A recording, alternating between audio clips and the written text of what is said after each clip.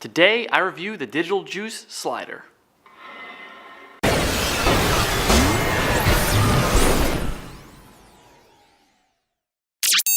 Digital Juice makes sliders in two sizes, the 40-inch, which is 3 feet 4 inches for all you math majors. That one's 7 pounds. Now the model here is the 64-inch, which is 5 feet 4 inches, and this guy clocks in around 10 pounds. To get a size of this scale, zoom back a little bit. No, keep going. All the way, just zoom. Yeah, there you go. There's the edge of my set. Sorry. But that's how big it is. I'm not trying to compensate for anything, but I went with a big one. And this is designed to hold camera weights up to 30 pounds. So not just the camera, but also, LCD screens, maybe if you have a small light on here, a mic, a big lens, whatever, this can hold 30 pounds. That's what it's designed for. Without exaggeration, this is probably the most heavy-duty, hardcore piece of equipment that I own. It is made from aircraft-grade aluminum, a single piece, so there are no joints or things that can catch up the trolley system here. It has 8 oil-filled bearings to make sure the shots are nice and smooth, and it is all custom-made to go with the track that is built into the slider. There is a knob here on the side that allows the trolley to move back and forth. I always lock this down whenever I'm not actually making the movement, so that way we don't knock into it and it messes up exactly where the camera was. Certainly for transport, you lock that down. And the plate here has numerous slots here for articulating arms, if you want to put on a hi-hat, things like that, so you have a lot of options on here. One cool thing too is the edges have very small bumpers, so if you do end up bringing this all the way to the end, and I have had this happen on shoots too, where I'm sliding this all the way down to the end and I want to go to the last possible millimeter, you can do that without hearing it smack. Now regarding the movement on this, and I've owned this piece for a little over a year, and I've used it on many shoots here in the studio and on location. Very, very silent, very smooth. Wait a second, give me this thing.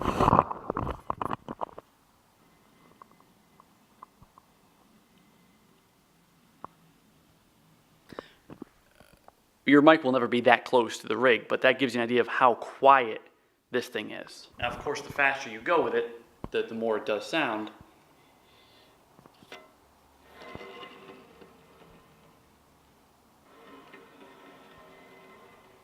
Now let me throw some weight on here for you. All right, taking my old Sony VX2100 out of retirement here to do this. This is not a real light camera. It clocks in at, I don't know, I'll put it right there. There you go. There's the correct answer. But this has got a basic battery in it, nothing crazy. There's no other attachments on here, but let's just go ahead and give this a listen. From a normal distance, which is right there is where the mic is.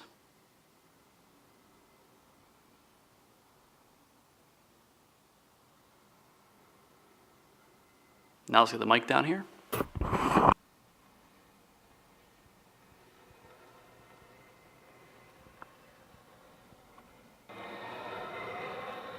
One thing that I did notice about this, when using tripods to hold it up and you're shooting on your own, it is a pain in the butt to get it right. They both obviously have to be the same level. I'd love to see like a small level on here somewhere. That would be cool. I've got these on light stands. You can attach them to C-stands. Digital Juice actually sells C-stand adapters designed for this specifically. It has quick release plates. You can position it in any which way you need to very quickly. I have not worked with those. Going with the light stands here for now, sandbags on the bottom. The higher you raise this thing off the ground, depending on your stands, the wobblier it gets. So just be aware of that. So if you've just got 2 light stands, like how I'm doing it, and you jack this thing up to 5 feet, 6 feet high, be prepared that it's going to be wobbling even with sandbags on the bottom. A tip, if you're going to be doing this by hand, have a rubber band or 2 and attach that to the camera and use that to pull it along. So that extra elasticity will help make it smooth, so the minor jerkiness of your fingers as you bring it along will not be picked up as easily if you have that rubber band. It acts as a buffer. Now, the Slyder motor unit. It was leg day today. Oh, The Slyder unit. You're able to get shots here that are consistently extremely smooth that you would not be able to do by hand. I do love this thing, but it does have a couple things that I would love to see improved that bother me. But first, here's how this thing works. This is the motor unit. Motor's up here, and this is the friction wheel here. It's got kind of a rubber bottom, and that is what kind of hangs onto the side and moves the trolley back and forth. You attach it with these two mounting screws, which are the first pain in my butt, but I will get to that in a minute. We've got a DC cable that goes from the motor to the remote, where there's also another problem that I have. I'll get to it. First, when you're mounting the motor to the trolley, first off, lock this thing down. But I've noticed that the threads on this are just a little bit too long. And when I fully screw this all the way down so it's nice and tight, it's actually scraping the top of the slider itself. So I had to go and grab, from my garage, 2 nuts that would fit over here. Now bonus, if it fit this exactly, it'd be even better, but they're just kind of loose. But this is my solution. I just gave a little bit of space here, so now I use that to screw it down with. I mean, you don't need it to be that long. Just trim off a quarter or an eighth, even an eighth of an inch would solve this problem. That's the first gripe with it. Second, plug in the DC cord. It's a nice length here. Just be careful that the slack between wherever you are and where this is, like sometimes you're just right here. That's gonna whack the floor, and you don't want that, so just be cognizant of it. Now, this thing it takes 8 AA batteries. There's no way to plug this into the wall, which sucks. Doesn't matter if I'm out in the woods on location with no power or here in the studio with like 87 outlets, you will be always using battery. That's kind of a bummer. And this does gobble up battery, so just be careful of that, especially depending on the heavier the rig you got on here, the faster you're making it go, the more you're using it, obviously, the faster you're gonna go through batteries. Now, with the motor, you can move camera rigs up to 25 pounds. Without it, on the slider itself, you could do 30. The motor can only support about 25 pounds. Now, you can do it at an angle up to 28 degrees, but that you can only have a camera rig, the entire thing, the max amount of weight on here is 3 pounds. So, you get a professional camera and you want to do an angle like that, you got to do it by hand. The motor cannot handle it. It'll just slip or it won't move. It'll just make noise and you'll be up a creek. The switches on here are louder than I'd like them to be. If you have this thing go on one end, now you want it to go the other side. Let's say you're shooting an interview and you just want to have that back and forth for the B camera. Switching between left and right and stop is loud.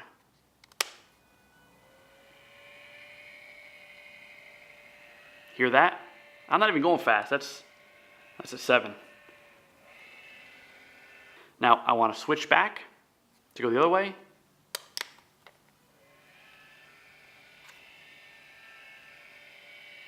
Now normally it does go a little bit faster. This is just an example of the battery starting to go a little bit on this. I've been using this like crazy. The way I get around this issue with this switch here being so loud, I hold my thumb over this completely and I push down kind of hard over the whole thing.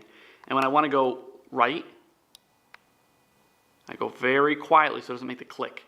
I want to go the opposite way. Not perfectly silent, but much better than, which is insanely loud, I feel, for a device that's supposed to be used on set while you're filming. The knob here to do motion control is great.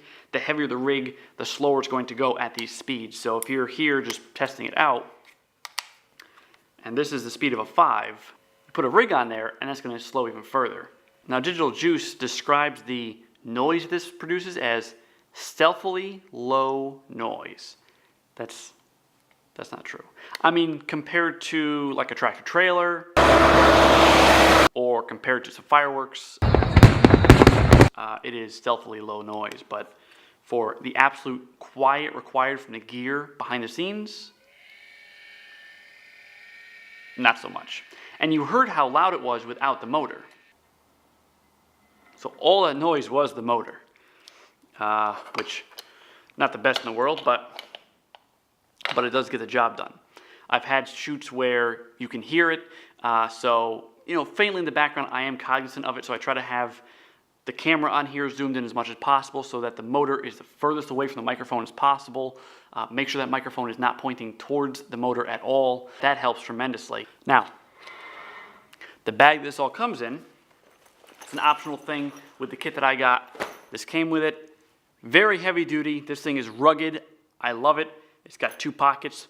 One, I keep all the nuts and bolts in it, and the rest of it, I've got the instruction manual, just some odds and ends in here that I might need for this rig specifically. I just keep the slider itself and the motor, the DC cable, and the remote all in here. I just kind of like leave it inside the track. But again, the biggest gripes tend to be with the motor actually, but it's setting it up on your own using light stands, and the higher you go, the more of a pain in the butt it is. I mean, you can use light stands, tripods, C-stands. If you're doing it solo, it is a pain. Using the C-stand adapters from Digital Juice could help. I have not used those personally, as opposed to the slider. I've used this for over a year on client projects, personal projects for this channel. Have I used it for this channel yet? I should start. Overall, I love this thing. I give it very high marks. It's extremely rugged, heavy duty. The few flaws I have with it, I was able to overcome using the nuts on the mounting screws, as well as the trick holding my thumb very firmly over the left-right switch on the remote. I also wish the remote had some kind of a battery status indicator letting me know ballpark how much life I've got left in the battery. Of course, that would increase the price of the unit, but it's a very handy thing to know. Otherwise, just always carry at least 8 AA batteries on you. Hopefully you found this helpful. If you did, please give it a thumbs up. It'll help others find this review as well. And if you want to see more, subscribe. New videos every Tuesday.